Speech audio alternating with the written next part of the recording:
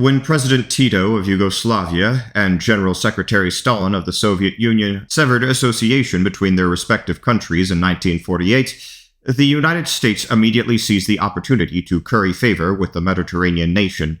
In parallel with, though never part of the Marshall Plan, which assisted many countries in Europe, the United States provided Yugoslavia with substantial economic and military aid. Despite ideological differences, Tito traveled to the United States to meet with President Eisenhower and President Kennedy. By 1970, it was time for President Nixon to return the courtesy by visiting Yugoslavia. American aspirations at the time can best be summarized in the memo sent to Nixon's desk by then National Security Advisor Henry Kissinger just before the president's departure for Belgrade. During this, your first visit to Yugoslavia, lasting somewhat less than 2 days, you will have substantial exposure to the populace in both Belgrade and the Croat capital of Zagreb. You will have one extended meeting with Tito, plus 2 meals and a farewell call for conversations with him.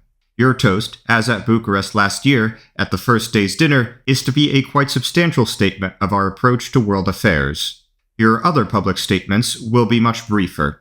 A detailed schedule and the themes for your public statements, as well as a proposed text for your major toast, are a part of your book.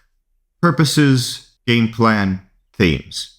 Before your arrival in Belgrade, most of the emphasis in public and governmental assessments of your trip will have revolved around the visit to the fleet and its implications for our Middle Eastern, Mediterranean, and even worldwide policy.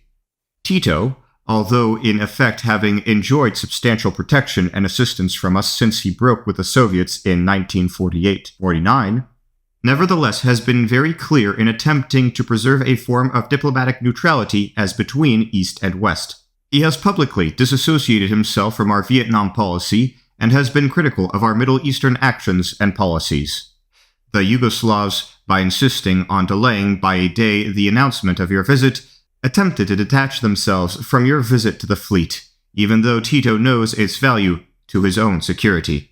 Tito personally, and the path he has sought to map for his country, is in many ways full of paradoxes and ambiguities.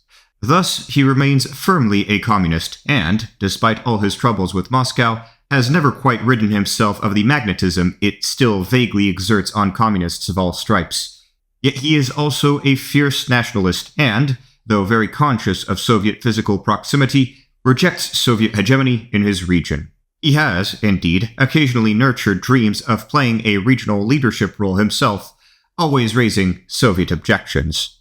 Tito has tried to preserve his communist credentials, yet he has quite consciously relied on Western aid of all kinds. He knows very well that his defiance of Moscow has largely rested on our holding up our end of the basic power balance. Yet he has preached non-alignment. He has adopted economic, political, administrative, and cultural patterns and practices from the West. In dominating Yugoslav life and policies for 25 years, he has frequently sought to give his country a role quite out of proportion with its size, location, and potential. In some respects, he succeeded. He successfully broke with Moscow. He managed to make himself something of a model for other communists, though less so than he hoped and Moscow feared. For a while, his non-aligned world and its conference appeared to acquire some coherence and force. But now, apart from the tarnished Nasser, he remains the lone pillar, the likes of Nehru, Sukarno, Nkrumah, etc. having disappeared, and the movement itself lacks momentum, purpose, and force. He has just returned from the Lusaka conference on the non-aligned, which caused hardly a ripple. Historically, one of the greatest question marks that hangs over any assessment of Tito's accomplishments is what happens after he is gone. At 78, the time is not far off, and he has taken measures to provide for an orderly succession by collectivizing the party leadership and, most recently, announcing a similar approach to the government. This effort at collectivization and playing down his own role may not be solely related to the succession, but to some vague sense on Tito's part that the era of the single, all-powerful leader may have run its course generally. Moreover, it would not be consistent with his ego for him to suppose that no single individual could replace him anyway. Beyond this, there remains the question whether the diverse, vigorous, and proud nationalities that make up the Federation will hold together once Tito's magnetism and unifying role are gone. Tito's efforts to create stable governing institutions are undoubtedly in part designed to cope with this problem of cohesion. One aspect of it is the question of whether the Soviets would seek to inject themselves into a succession struggle, apart from occasional jitters about possible Soviet military action, as at the time of Czechoslovakia. Tito remains very alert to any Soviet efforts to build up connections among Yugoslav political groups. While you will get a warm and friendly popular reception, it is unlikely to expect the dramatic and moving character of last year's demonstration in Bucharest. The occasion will be less emotion-packed for a people that has long since enjoyed extensive contact with the outside world, nor as dramatic an act of emancipation from Soviet overlordship. Tito himself will receive you with dignity and quiet satisfaction that the President of the United States has come to see him. Assured of his towering eminence, he will not, as Ceausescu did last year, regard and use your presence at his side as a means of consolidating his political position at home. Tito likes long conversations, and he likes to talk a great deal himself. At his age and with his background, he will not be reluctant to give advice or express criticism, even when, with his sense of power realities, he comprehends that if his advice led to a decline in American power and maneuverability, the security of his own country could suffer. M. Armstrong talked with Tito in the last few days and believes that you should be prepared for some harsh talk from him, particularly on Vietnam and the Middle East. I have taken account in this memorandum of the points Ham thinks Tito will make. Your purposes. Establish effective personal contact with Tito. Indicate our continued interest in Yugoslavia's progress while accepting its idiosyncratic position. Convey the essence of your approach to international relations, including, especially, your readiness to negotiate on a basis of reciprocal recognition of interests and your readiness to be tough and, if necessary, use force in circumstances when our interests and commitments are at stake. Stress your non-acceptance of the Brezhnev Doctrine or other rigid spheres of influence concepts, but your recognition that nations have special security concerns and interests which cannot be ignored by others.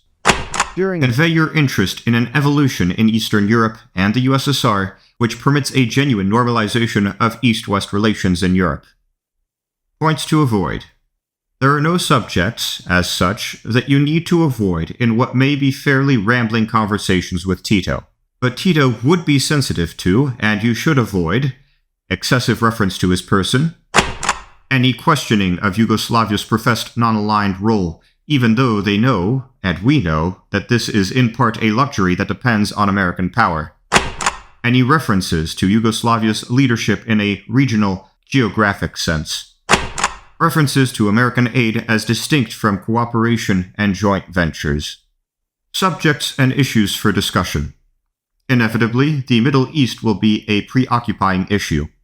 Tito broke with Israel after the June War. He remains friendly with Nasser. He probably has even less political sympathy for the Palestinian guerrillas than Moscow, though he probably has some psychological identification with, and certainly regards a solution of the Palestinian refugee problem as central to a Middle East solution.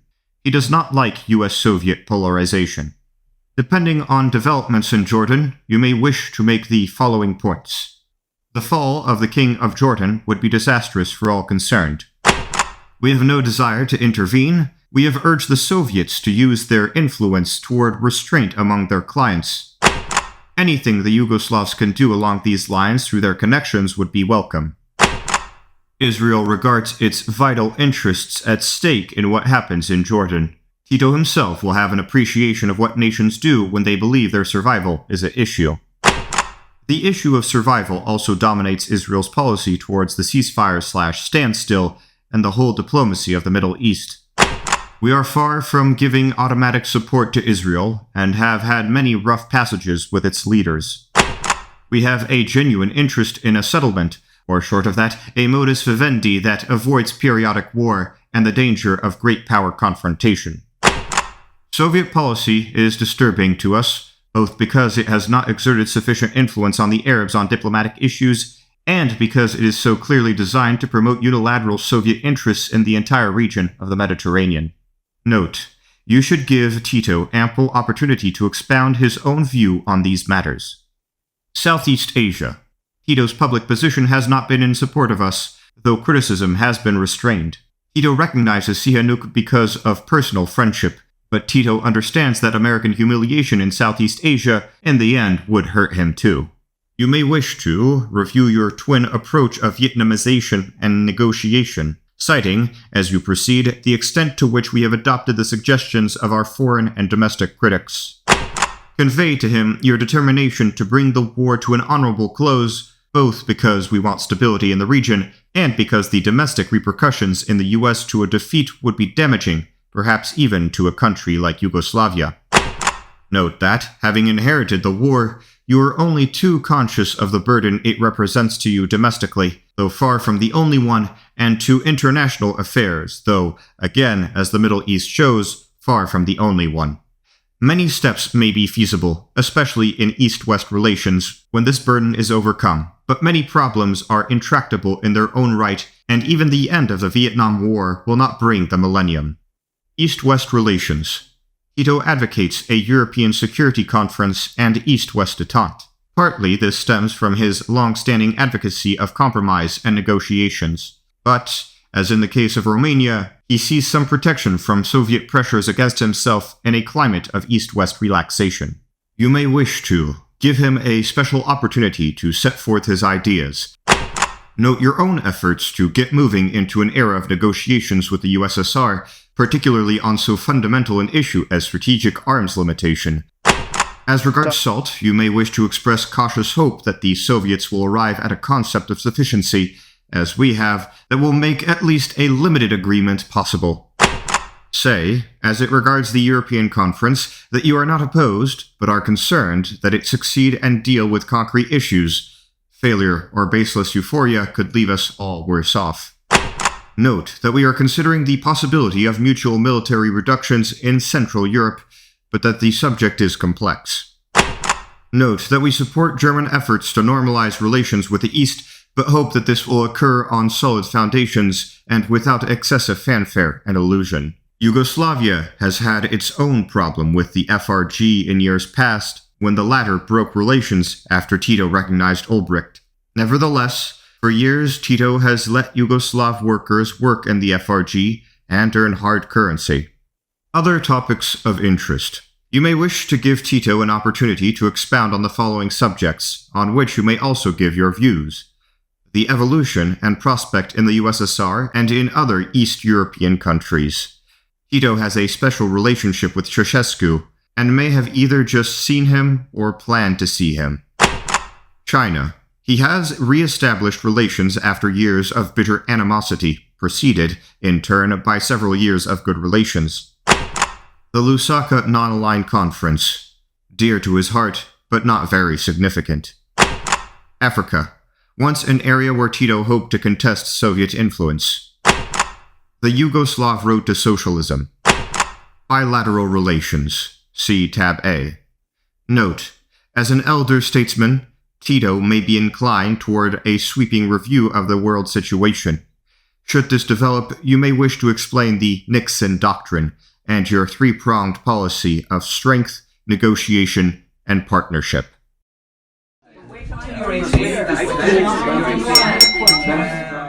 Mr. President, Madame Nixon, ladies and gentlemen, comrades. It is my pleasure, Mr. President, to greet you on behalf of the peoples and the government of Yugoslavia, in the name of my wife and my own, as the first President of the United States of America for visiting our country. May I take this opportunity to extend to you, to Madame Nixon, and to your associates our warm welcome. In 1960, in New York, I had a cordial meeting with President Eisenhower, and in 1963, during my visit to your country, I had friendly and useful talks with President Kennedy. These talks contributed to the further development of relations between our two countries. We appreciate, Mr. President, your personal interest in and contribution to the promotion of cooperation between Yugoslavia and the United States of America. Your visit marks, no doubt, a very important date in the history of these relations and will further encourage their continuous progress. The relations between Yugoslavia and the United States of America are of long standing and rest on a positive, friendly tradition dating back to the establishment of relations between the USA and Serbia and the signing of a convention on consular and trade relations in 1881. Our two countries were allied in World War I. In World War II, we fought together, and each of us contributed his share to the struggle against the most sinister forces that threaten mankind. In those trying days of war, our partisans saved hundreds of American pilots from falling into the hands of the enemy. On our side, we have not forgotten the substantial assistance and support extended to us by the American people during our people's liberation struggle and after the war. Your country, Mr. President, is a land of many nations. People from our country, too, by their work, talent, and thought, have made a significant contribution to the development of America, from miners, fishermen, and farm laborers, at the time when the foundations of the progress of your country were being laid, to Nikola Tesla, Louis Atomic, Mihailo Pupin, and many others who played an outstanding role in American scientific thought, culture, and public life. American citizens of Yugoslav origin have always been, and we wish them to remain, one of the bridges linking our two countries. Your great country is about to celebrate the 200th anniversary of its independence. The world has always held in great esteem the deeds of the great sons and intellects of your country, such as Washington, Jefferson, Lincoln, and many others. Your revolution and the Declaration of Independence have become an integral part of freedom-loving and democratic aspirations and of progress in the world. Mr. President, we live in a world of interdependence, a world which is becoming ever smaller, and which, as the brave explorers of outer space saw it, reminds of a small ship, the fate of which we all share. The achievements of every people are today property of and source of inspiration for the whole of mankind. By epoch-making advances in the field of science and technology, to which your country has also made a historic contribution, mankind has stepped into the 21st century. Yet, the majority of the world population still lives in misery, and many people are not free and truly independent. In different parts of the world, wars are still claiming precious human lives and destroying all that has been so painfully built. The world of today is characterized, on the one hand, by the existence of boundless possibilities for unparalleled progress and prosperity, and, on the other, by desperate needs, injustices, and problems, by which international relations are so heavily and dangerously burdened. Mr. President, it is only natural that mankind should expect from so vast and developed a country as the United States of America a major contribution to the well-being of peoples and peace in the world. We welcomed the significant words pronounced by you in your inaugural address that mankind should move from the era of confrontation into the era of negotiation. We have been consistently devoting our efforts to this end. It was in 1961 that the Belgrade Conference of Non-Aligned Countries appealed to the big powers to start a dialogue in order to avoid a general catastrophe. Yugoslavia views positively the present orientation of the big powers to negotiate. Having at their disposal weapons which can destroy the world, as well as enormous potentials, the big powers bear a special responsibility for the fate of the world. That is why they are expected to use this immense might and strength for the benefit and the well-being of mankind. We all agree that the world is becoming ever smaller and ever more closely interdependent, and that whatever happens in one of its parts, whether for the better or for the worse, is bound to affect the rest as well. Any conflict, any crisis has global repercussions. The whole experience of the post-war period testifies to the fact that universal peace and stability cannot be achieved by the big powers alone. Therefore, all countries, irrespective of their size and strength, must take an active part in the affairs of the world community, not only because it is their right, but because it is also an indispensable precondition for the maintenance of peace and the development of international cooperation. In the same way as larger peace cannot rest for long on smaller wars, so international cooperation cannot be promoted on the basis of anyone's monopoly or on the negotiation of the legitimate interests of other countries and peoples. In the absence of peace and progress for the small and underdeveloped, there can be no stable peace nor durable progress for the large and developed either. There is, we feel, a growing consensus in the world that mere negotiations and the avoidance of confrontation between the big powers are in themselves no longer sufficient. If the basic world problems continue to remain unsolved, if we do not undertake with full responsibility the solution of the burning issues of development, disarmament, the elimination of the policy of force and the interference in the internal affairs of others, the overcoming of the division of the world into blocks, then we shall gain only shorter or longer intervals of respite between periods of Cold War, and we shall continue to live under the permanent threat of the outbreak of a conflict with unforeseeable consequences. Actually, the post-war development has clearly shown that stable peace and cooperation cannot rest on the balance of strength and terror. For all these reasons, Mr. President, we are striving for the negotiations and peaceful solution of controversial issues to become the general accepted practice in international relations, and the relations among all states, small and medium-sized countries, as well as all developing countries, are well aware of their obligations and responsibilities, both with respect to their own internal development and with regard to the solution of international problems. Besides, what I have been saying so far reflects also the essence of the message of the recently held Conference of Non-Aligned Countries in Lusaka. The non-aligned countries were unanimous in their demand for the democratization of international relations, respect for and realization of the inalienable rights of peoples to independence and sovereignty, accelerated development of the developing countries, strengthening of the United Nations, achievement of its universality, etc. They also manifested their determination to exert utmost efforts and make their own contribution towards the fulfillment of these aims. Mr. President, our views concerning the most dangerous hotbeds of conflict, such as, in the first place, the long-continued war in Vietnam, which has expanded to new areas in Indochina, and the crisis in the Middle East, which is becoming ever more dangerously entangled, are known. The peoples of these areas are being subjected to dreadful ordeals and suffering, and peace in the world as well as the security of all of us are being jeopardized. We have always endeavored, within the limits of our possibilities, to contribute to the search for just solutions, and we shall continue to do so.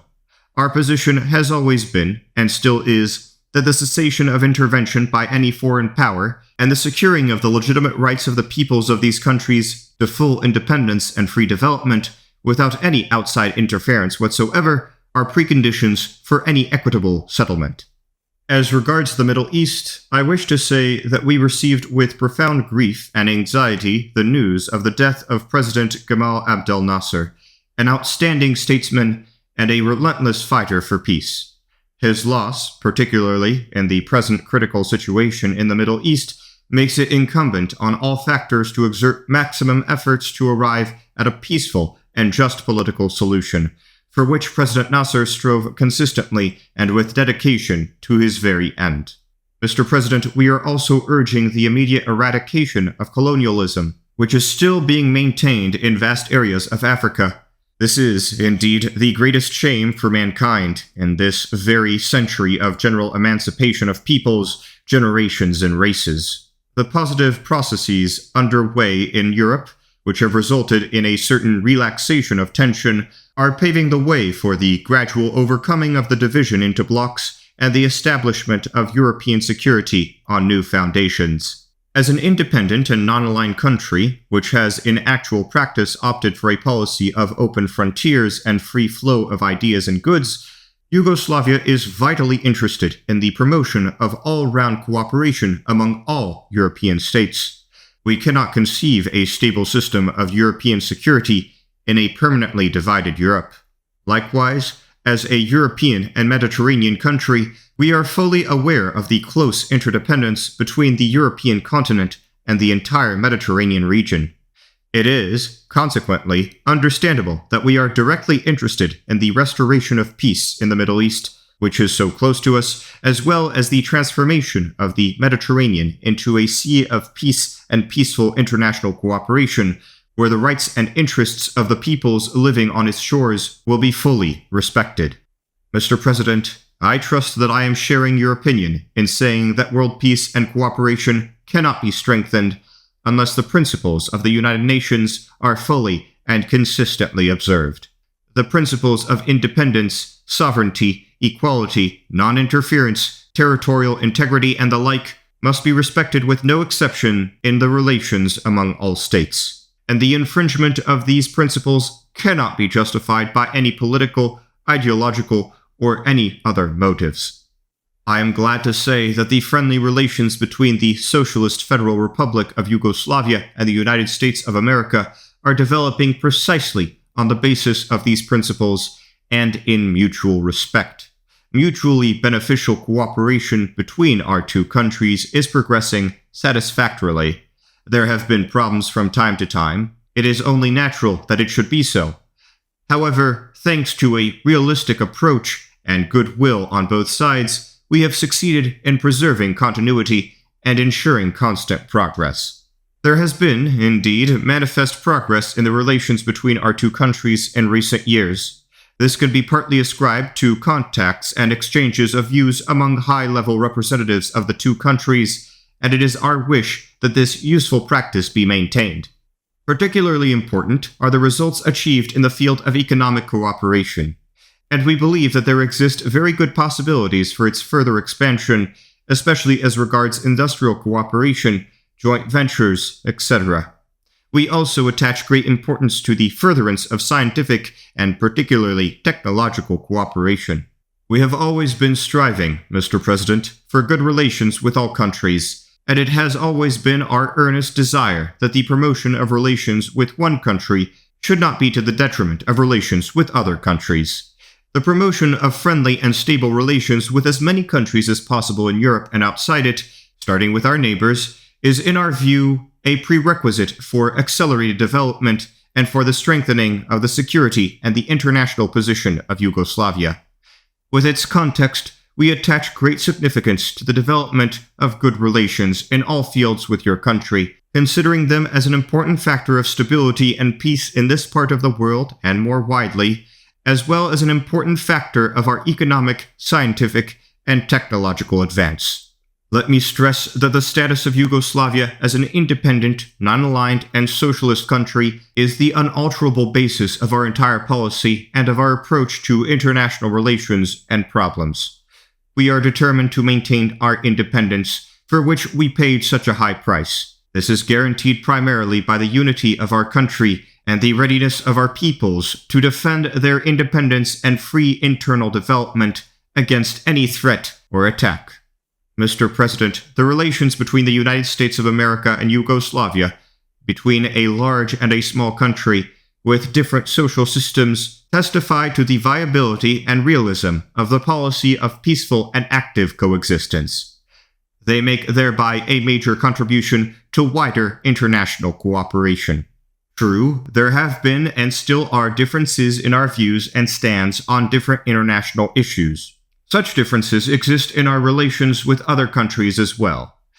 But these differences have been no obstacle to the development of friendly relations and cooperation between our two countries. Mr. President, I am looking forward to our talks which will afford us the opportunity to exchange opinions on the international situation and the furtherance of relations between our two countries. In the course of your visit, you will see some of our achievements. We regret that your visit is too short to enable you to become better acquainted with the accomplishments of our people and the beauties of our country. I hope your stay among us will be a pleasant one. May I now propose this toast to your health, Mr. President, to the health of Madame Nixon and your associates, to friendship and cooperation between the peoples of Yugoslavia and the United States of America. Mr. President, Madame Bros, friends of Yugoslavia and the United States. I am honored to be the first American president to visit Yugoslavia, and on this occasion, before this very distinguished company, with this beautiful banquet, I wish, Mr. President, to extend to you and to Madame Bros an invitation to visit our country again. You have seen Washington and New York, but we would like for you to come again to Washington, and then to see the Midwest and our state of California. Both areas are very proud to have many citizens of Yugoslav background who will give you a very warm welcome.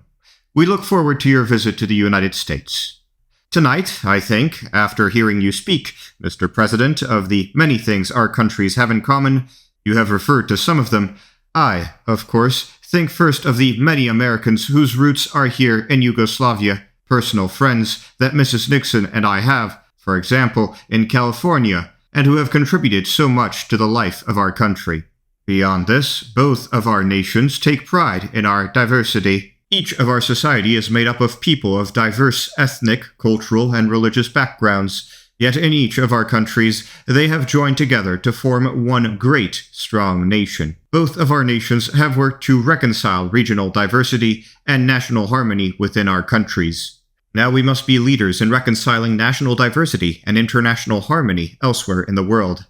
I think, too, of the steadfast independence, the courage, the love of freedom that are so much part of the Yugoslav spirit and the Yugoslav strength, and of the times each of our nations has fought to preserve its freedom and independence. I think of the efforts Yugoslavia is making to help other nations, and of those places in the less developed parts of the world where our experts, your experts and ours, have worked side by side to assist with development programs. I think of the exciting new industrial ventures that are being undertaken or planned here in Yugoslavia, in which Americans and Yugoslavs are investing together in the future of Yugoslavia, working together to develop new enterprises.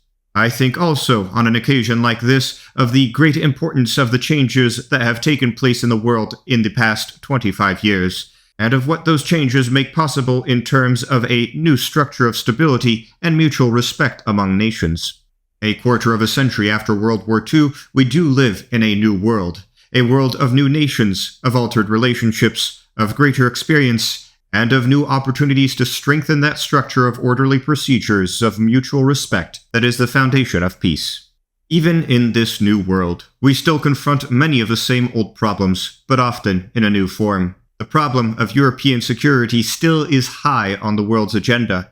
Yugoslavia has tried to demonstrate to the rest of Europe the basic truth that true security must rest on a firm foundation of mutual respect for the independence and integrity of all European countries, and of non-interference in their internal affairs. This same principle lies at the hearts of our policies, and there could be no better example of it than the relationship that we have developed with each other, and that you have sought to develop with your neighbors far and near on this continent. Long ago, Yugoslavia made a decision. It chose the path of non-alignment, and for more than 2 decades, Yugoslavia and you, Mr. President, have personally played major roles in the non-aligned movement throughout the world. We in the United States respect that position. But the great question today is not whether a nation is aligned or non-aligned, but whether it respects the rights of others to choose their own paths, and Yugoslavia, by its example, has given heart to those who would choose their own paths. The great goal that we share in this decade is the building of a stable and lasting peace. This far transcends differences in ideology, in geography, or in systems of internal order. It is toward this end that we in the United States are seeking to put an end to the crises and confrontations that have plagued this post-war world. In our relations with the Soviet Union, we are prepared to discuss the requirements of a stable strategic relationship and a limit on the deadly competition in nuclear arms. In Europe, we are prepared to join with others in helping overcome the division in this continent, at reducing the military confrontations, at developing a full range of economic, cultural, and human contacts with each of the nations in Europe. We respect the legitimate interests of others, including those interests that relate to their security, but we do not accept doctrines by which one power purports to abridge the right of other countries to shape their own destinies and to pursue their own legitimate interests. Every nation, large or small, has the duty to maintain its own security, but no nation has the right to do so by infringing on the security of others. You can be our friend without being anyone else's enemy. The pursuit of total security by one nation can only lead to the insecurity of others, and, therefore, it will not bring order and peace. Our sole objective in the Middle East, in Vietnam, and all other areas of the world is to help ensure that people and nations will live in peace and be able to build their own lives in accordance with their own aspirations with regard for those of others. We oppose policies by powers outside the region that are designed to gain unilateral advantage or paramount influence.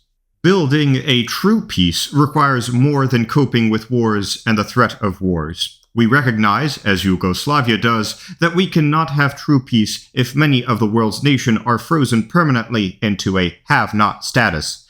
That is why we shall continue to help others who need help, and we welcome the efforts of Yugoslavia toward the same end.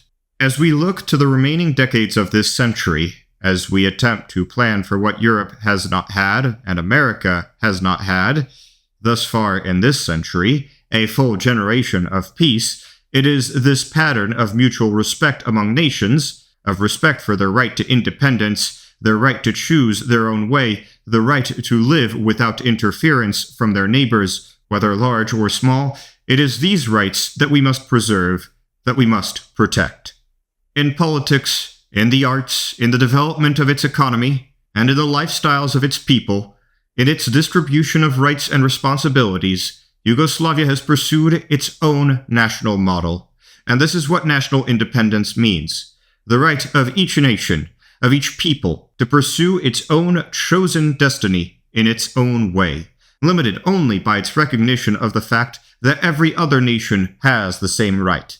And so I ask all of you to join me in a toast to President Tito, whose courage, whose determination, whose independence have been an example to the world, and also to the principles of mutual respect for which he stands, for which Yugoslavia stands, and which embody the hope of the world for a true and a lasting peace.